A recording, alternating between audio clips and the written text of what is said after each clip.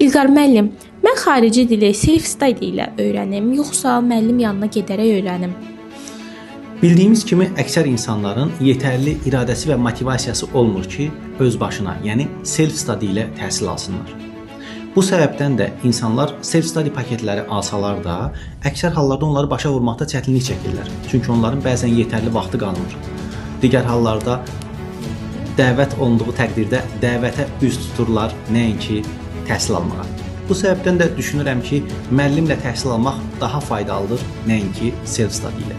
Belə ki, müəllimlə sənin dəqiq bir qrafikin olur. Sən özünü halsız hiss etsən də, keyfin olsa da, olmasa da, istənilən halda həmin o dərsə getməli olursan. Və nəzərə alaraq ki, müəllim səndən dərsi soruşacaq, suallar verəcək, bu amil də sənin məcburən oxumağına gətirib çıxarır. Bu səbəbdən də ən azından bu iki faktoru nəzərə alaraq, xarici bir dili öyrənərkən müəllimin dərslərinə qatılmanızı daha çox tövsiyə edirəm, nəinki self-study ilə öyrənməyə.